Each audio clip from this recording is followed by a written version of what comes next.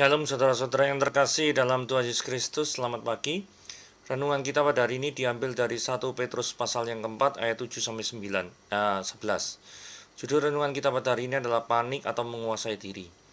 Beberapa waktu yang lalu muncul pemberitaan dari banyak lokasi mengenai aktivitas panic buying yang dilakukan oleh banyak orang, mulai dari masker, alat kesehatan, makanan dan minuman, sehingga vitamin yang diyakini dapat melindungi diri dari COVID-19. Masalahnya, akibat aksi borong barang tersebut, ada orang lain yang lebih membutuhkan tetapi tidak kebagian barang karena habis. Mirisnya, sebagian daripada pemborong itu memanfaatkan untuk usaha dengan mengeruk keuntungan yang besar dengan memasang harga yang lebih tinggi daripada harga pasaran. Rasa panik memang membuat orang bertindak di luar nalar, yang tidak jarang dipicu oleh kekhawatiran berlebihan. Sebenarnya sedikit saja yang mau menenangkan diri lalu berpikir dengan jernih sambil berdoa. Niscaya rasa panik yang menyerang dapat berkurang secara drastis. Nasihat semacam ini yang diberikan Petrus kepada penerima suratnya sebagai langkah agar mereka dapat merespon kesudahan zaman dengan tenang.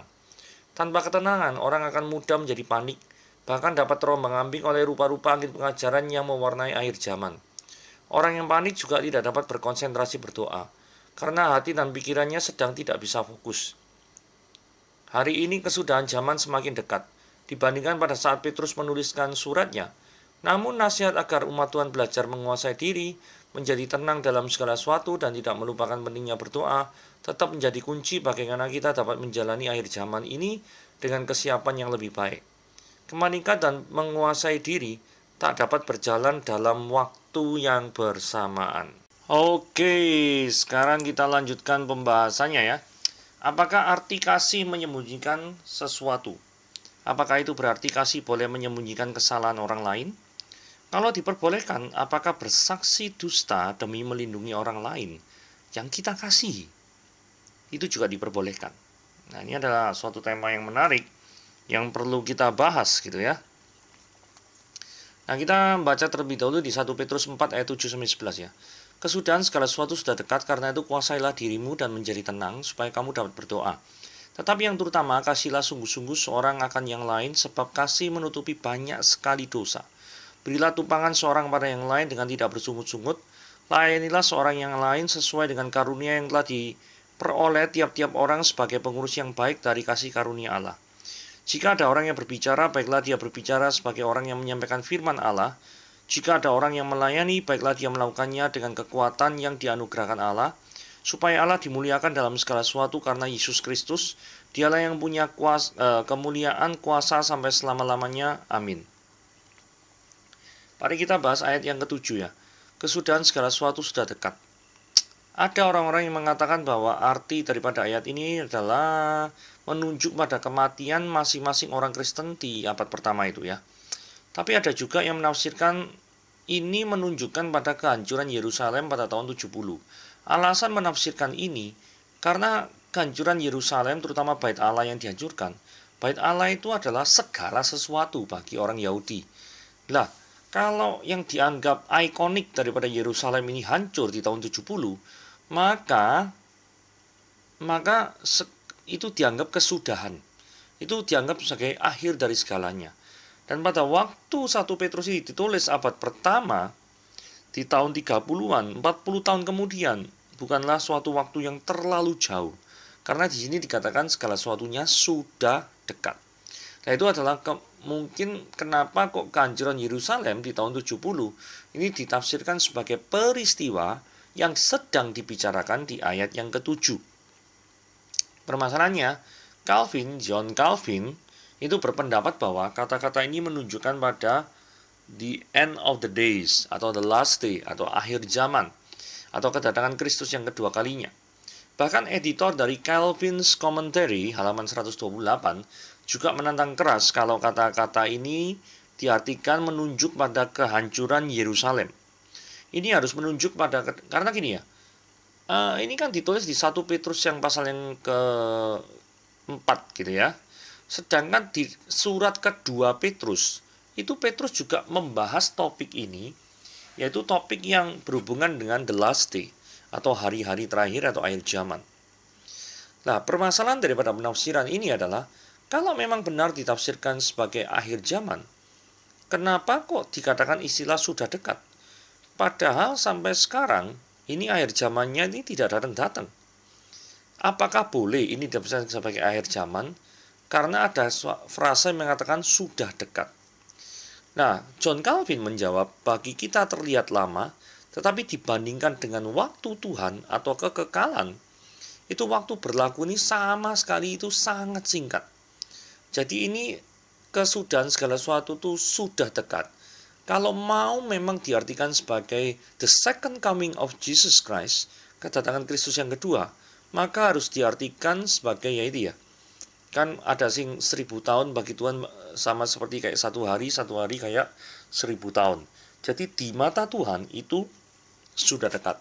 Walaupun di sudut pandang manusia itu jauh. Begitu ya.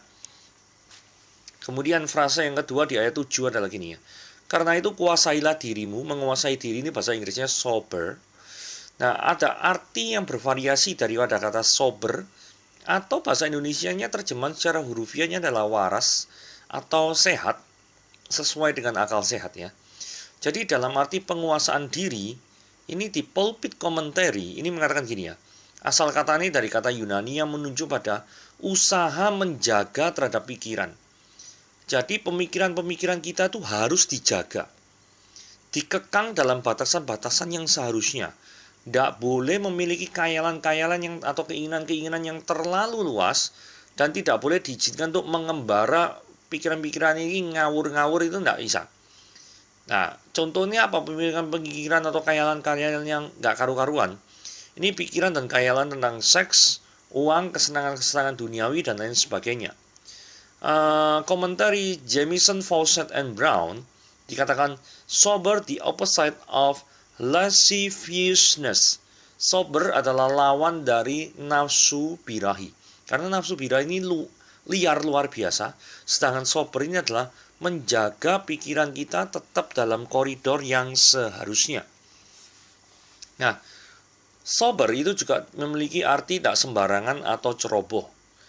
Nah, ini dalam Albert Barnes, ini dikatakan, karena itu jadilah kamu waras dalam pengertian serius atau bijaksana, penuh pertimbangan, menjaga kamu dari kelakuan yang sembrono atau sikap sembrono atau kesia-siaan.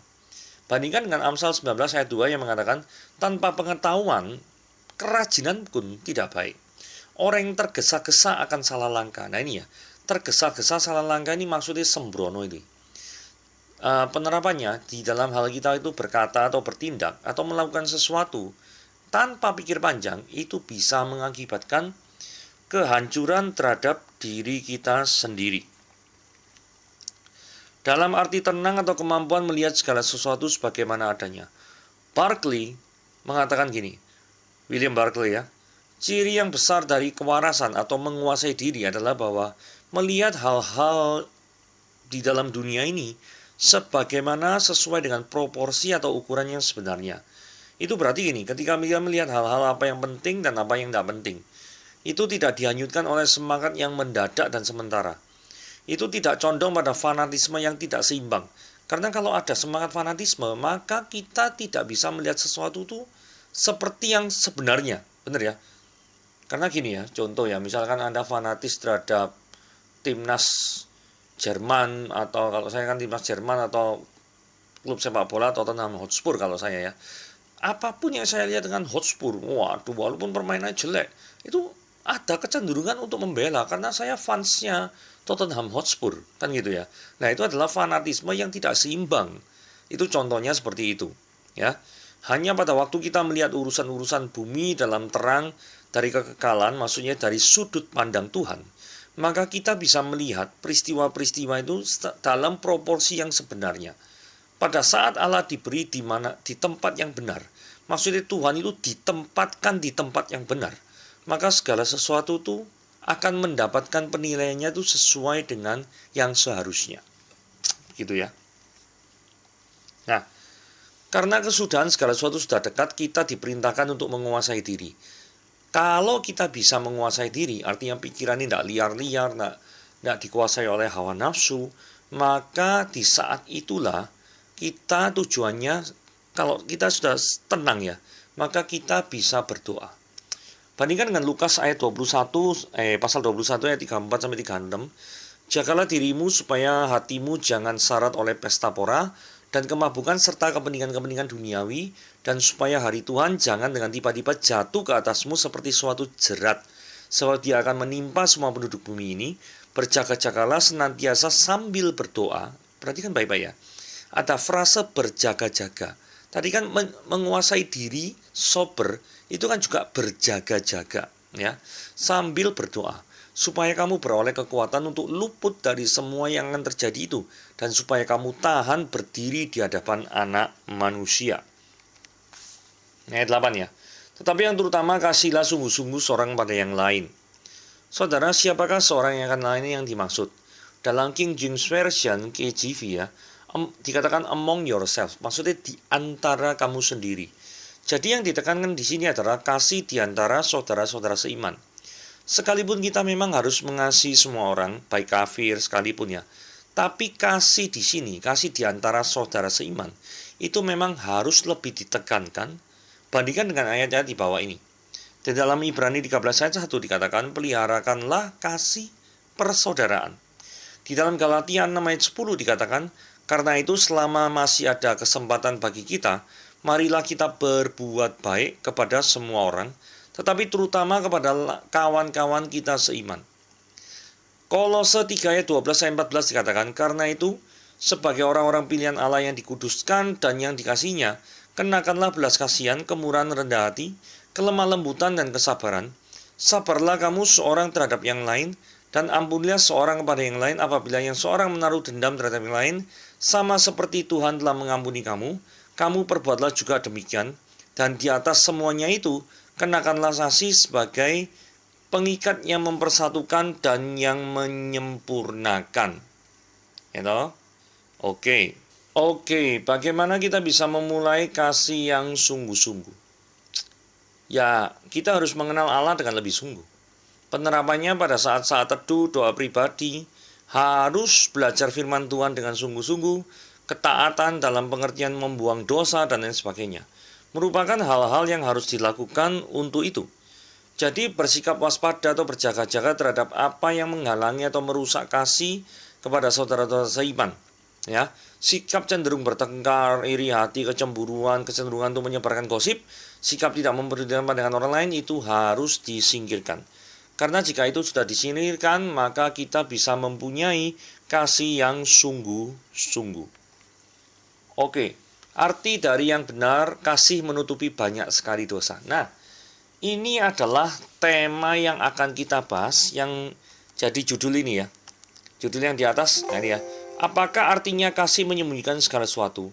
Apakah itu berarti kasih boleh menyembunyikan kesalahan orang lain? Nah, sekarang kita lagi membahas masalah ini ya. Oke, dikatakan di sini ya, kasih menutupi banyak sekali dosa. Yang dipersoalkan atau diperdebatkan dalam penafsiran ayat ini adalah dosa siapa yang ditutupi itu? Ya, penafsiran salah atau sesat tentang bagian ini nafsiran gini ya. Dengan melakukan tindakan kasih, kita bisa menyebabkan dosa kita sendiri diampuni atau ditutupi oleh Tuhan. Jadi ngawur tafsiran kayak gini. Karena apa? Gak mungkin kita yang orang berdosa itu memiliki tindakan kasih yang murni. Karena apa yang kita anggap sebagai tindakan kasih, itu di mata Tuhan sudah dimuati dengan dosa tertentu. Contoh ya, kalau misalkan seorang itu berpikir bahwa keselamatan bisa melalui perbuatan baik, maka dia berbuat baik itu kan tujuannya untuk diselamatkan. Berarti muatan daripada perbuatan baik itu sendiri, itu sudah ada tujuan yang selfishness. Tujuan untuk kepentingan diri sendiri. Nah, jikalau kita berbuat baik untuk orang lain dengan pemikiran pengen supaya diri kita selamat, apakah perbuatan baik itu memiliki motivasi yang murni? Tidak, bukan? Nah, jadi kita melakukan sesuatu perbuatan baik dengan tujuan supaya diri kita nanti diterima di hadapan Tuhan. Itu saja sudah ada bau-bau keegoisan di dalam motivasi kita untuk berbuat baik. Ngerti ya maksudnya? Itulah sebabnya tidak bisa kasih kita atau tindakan kasih kita itu menyebabkan dosa kita sendiri itu diampuni atau ditutupi oleh Tuhan. Nah, penafsiran yang benar gini ya. Kalau kita mengasihi seseorang, maka kita akan mengabaikan atau menutupi atau dengan cara lain tidak menyebarkan kesalahan daripada orang yang kita kasih tersebut. Ini merupakan sifat dari kasih yang sungguh-sungguh untuk menutupi banyak dosa. Itu cenderung untuk mengampuni, melupakan pelanggaran-pelanggaran terhadap diri mereka sendiri, untuk menutupi dan menyembunyikan dosa-dosa dari orang lain yang kita kasih, dan bukannya memperburuk mereka dengan menyebarluaskan dosa-dosa mereka, sehingga orang lain akan mencemooh orang tersebut. Ya, oke. Dukungan-dukungan ayat daripada kasih, arti yang benar daripada kasih menutupi banyak sekali dosa, ini ada dalam 1 Korintus 13 ayat 7 dikatakan iya atau kasih itu menutupi segala sesuatu, atau dalam kata lain juga menanggung segala sesuatu, percaya segala sesuatu. Nah, ini yang lebih jelas. Amsal 17 ayat 9. Siapa menutupi pelanggaran, mengejar kasih. Ada hubungan yang jelas antara pelanggaran yang ditutupi, tidak dianggap, kemudian tindakan tersebut itu mengejar kasih. Dalam hal ini harus diartikan menutupi atau tidak menganggap pelanggaran orang lain terhadap diri kita dengan alasan kita memang mengasihi orang tersebut. Tapi siapa membangkit-bangkitkan perkara, mesti mencari-cari perkara, atau misalkan dengan sengaja menyebarluaskan hoaks-hoaks, itu menceraikan sahabat yang karib. Ya, kesalahan-kesalahan daripada sahabat karibnya sendiri itu disebarluaskan.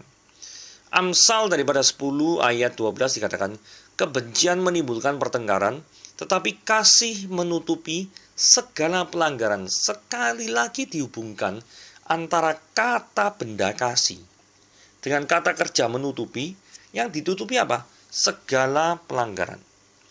Jadi kebencian itu membukakan atau menyingkapkan hal-hal yang memalukan. Tetapi kasih menutupi banyak sekali dosa. Oke, sekarang kita sampai pada pertanyaan gini ya. Kapan kasih itu harus menutupi dan kapan kasih itu harus mengungkapkan? Nah, ini ada perkataan menarik dari Jamieson, Fausset, and Brown. Kita tidak boleh menyembunyikan kesalahan seseorang pada waktu kasih menuntut sebaliknya. Ngerti ya? Jadi maksudnya gini, sekali lagi dibaca ya. Kita cerna pelan-pelan perkataan ini ya. Kita tidak boleh menyembunyikan kesalahan seseorang. Maksudnya harus ngungkapno kesalahan orang pada waktu kasih itu menuntut sebaliknya. Menuntut sebaliknya itu apa? Menuntut bahwa kesalahan orang lain itu harus diungkapkan. Lah, kejadian apa yang menuntut kita harus mengungkapkan kesalahan daripada orang lain? Kejadiannya seperti ini. Pada waktu ada gereja atau pengkhotbah yang mengajarkan ajaran sesat, maka dalam hal ini kita tidak boleh hanya mendiamkan gereja atau pengkhotbah sesat atas dasar, kasih itu tidak boleh saling menjatuhkan. Mangi ayat tadi, kasih itu menutupi segala sesuatu. Dan ini tidak boleh. Kita harus lebih memperhitungkan bahwa para pendengar yang mendengar ajaran sesat itu nanti bisa disesatkan. Dan karena itu, maka dalam kasus ini, maka karena kita tuh justru mengasihi orang-orang jemaat itu, kita harus menyingkapkan kesalahan atau kesesatan daripada ajaran-ajaran tersebut. Karena kita atas dasar kasih menuntut itu. Karena kalau kita tidak mengungkapkan kesalahan daripada sang pendeta atau ajaran gereja tertentu itu, maka yang terjadi adalah kita tidak mengasihi para pendengarnya. Betul ya? Nah, sebaliknya statement yang kedua, kita harus menutupi dosa-dosa orang lain yang kita kasih.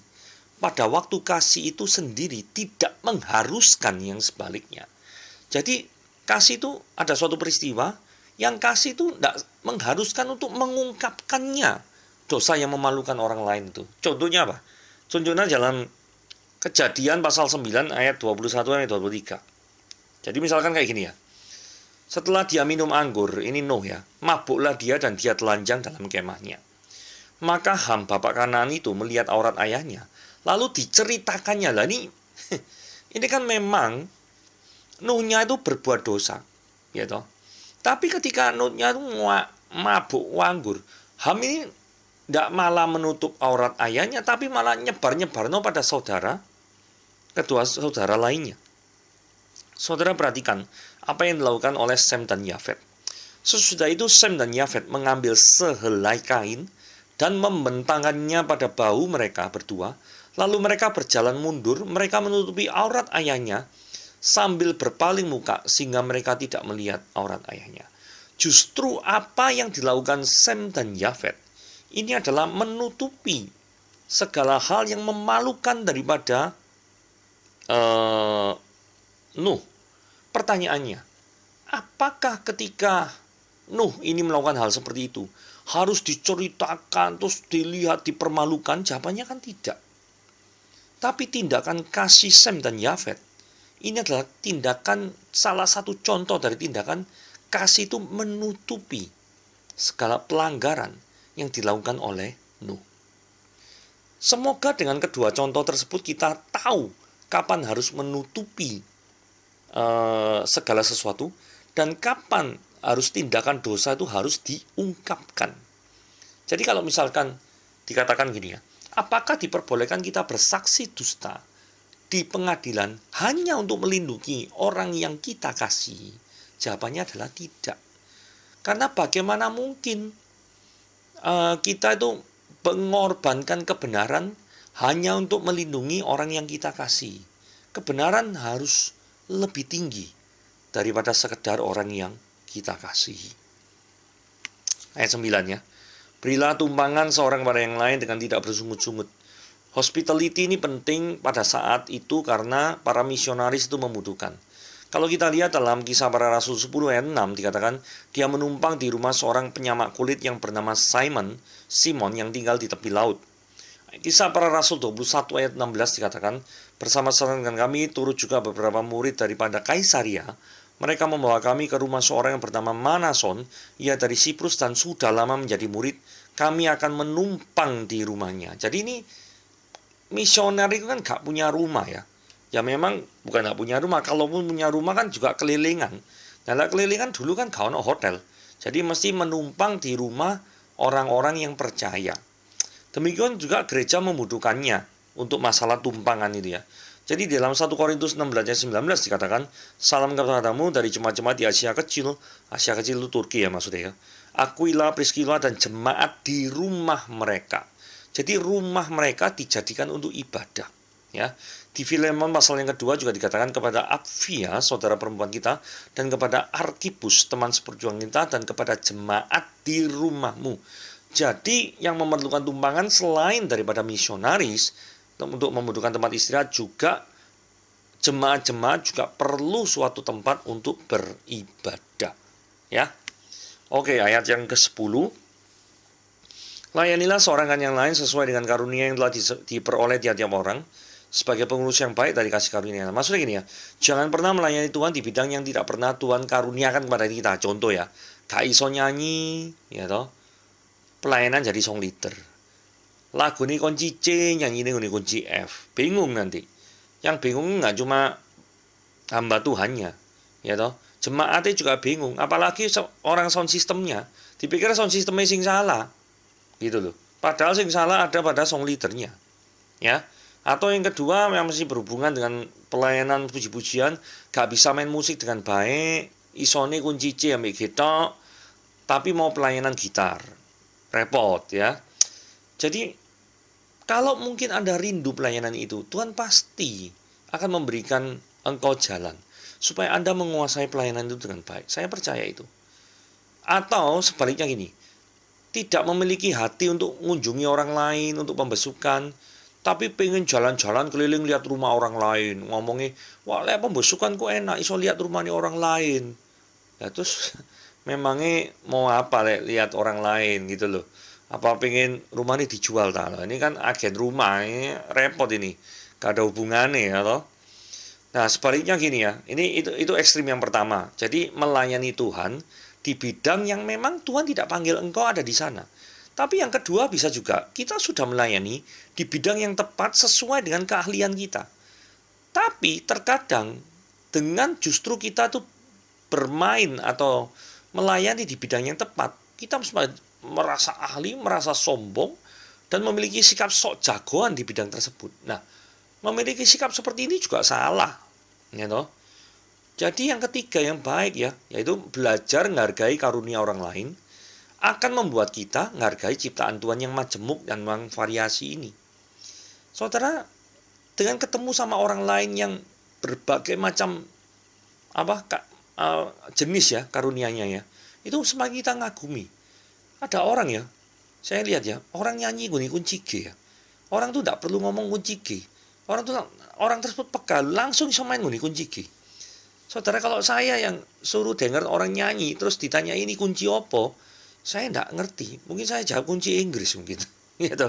Saya tidak ngerti kuncinya apa karena saya tidak memiliki karunia di bidang musik. Tapi kalau seorang yang punya karunia di bidang musik, maka dengan cepat dia bisa menangkap. Gitu ya kurang lebih ya. Ayat 11, jika ada orang yang berbicara, baiklah dia berbicara sebagai orang yang menyampaikan firman. Jangan pernah orang bicara untuk menyombongkan diri sendiri. Jika ada orang yang melayani, baiklah dia melakukannya dengan kekuatan yang dianugerahkan Tuhan. Bukan orang melayani dengan kekuatannya sendiri. Artinya, dari dua buah contoh itu menyampaikan firman Tuhan atau melayani, itu artinya gini ya. Segala sesuatu yang kita lakukan untuk Tuhan, jangan pernah kita tuh berusaha merampas kemuliaan nama Tuhan di dalam pelayanan. Itu saja intinya. Jadi kemuliaan hanya bagi nama Tuhan.